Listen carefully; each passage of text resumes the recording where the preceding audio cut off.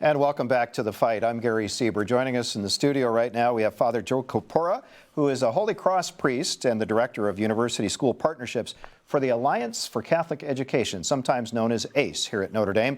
Also part of the pastoral care team and campus ministry, and he is a priest in residence at Dillon Hall and received a special mandate from Pope Francis. So, Father Joe, thanks very much for being here today. Tell us first about the mandate from Pope Francis. What is that? Well, first of all, thanks for having me. Sure. I believe the Holy Spirit inspired Pope Francis to call this Jubilee Year of Mercy so that everybody could experience at some level the mercy of God.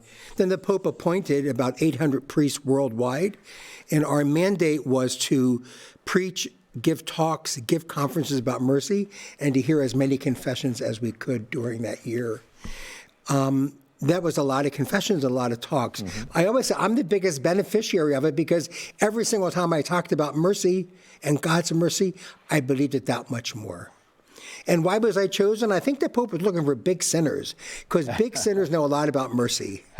And I would put myself in that category. Well, we certainly see how you could use a sense of humor. And you know, a sense of humor is important in any time, but especially facing what we are at the moment. Yeah. Let's talk about graces and blessings here. It's very difficult to see a silver lining in this cloud of a pandemic, but what graces and blessings do you see coming out of the pandemic? Thanks a lot. One thing I want to talk about this. Maybe a week ago, two of our colleagues in ACE got married, Will and Aaron. And this could not have been the wedding they were planning or wanted. Their parents could not come, 10 people in the locked chapel. And about 100 of us gathered in the ACE parking lot afterwards. They didn't know that we were there. And they walked out of the locked chapel, went to the grotto, and when they came to the ACE parking lot, there were 100 of us beeping horns, clapping, and cheering. And when Aaron and Will walked by me, they were just beaming with joy. It left an impression on me. And I went home to Balmer. I drove home to Dillon Balmer. I cried the whole way. First, I cried because this could not have been the wedding that they wanted. But secondly, I cried because they were so joyful and so happy with so much less.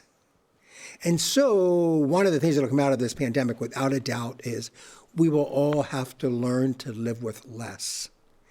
And there's that great line in Pilgrim at Tinker Creek by Annie Dillard, and she says about creation, we would have been satisfied with so much less. So I see that as a real blessing and a real gift that we will learn to be happy with less.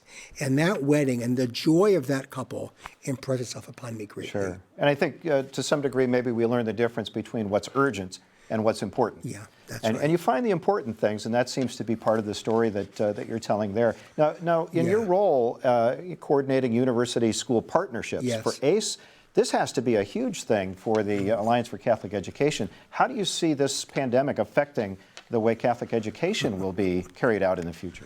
That's a huge question, and I don't know that anyone knows the answer. I don't know what that will mean in grade schools, high schools. I don't know what that will mean. And even in our work with ACE, with the schools, I do know this. And we have all relied upon Zoom and all used Zoom, and it has been salvific in many ways, but it cannot replace a person-to-person education. And so, however we have to reinvent Catholic schools, it cannot be apart from people to people. After all, we believe in the incarnation, that God became a person in Jesus. And so the person-to-person stuff, what that will look like and how that will be, I don't know that. But it will have to be part of the mix going forward. That's all I can offer at this time. Sure.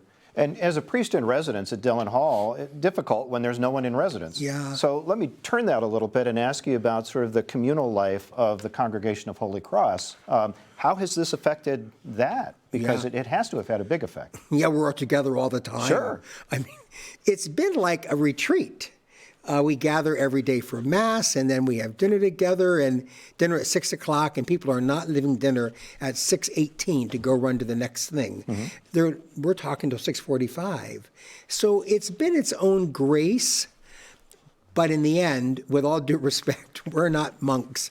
We're priests, active priests, and so I think people are longing, grateful for what God has given to us, but longing to get out and work when the time is right. Yeah. Well, Father Joe, thanks so much. Thank you for your work. We appreciate it and everything that you've done for us here, and not only for the Alliance for Catholic Education, but at Dillon Hall at the university, and especially the mandate from Pope Francis. So thanks for being here. Thanks for having me. I'm grateful to be here. You bet.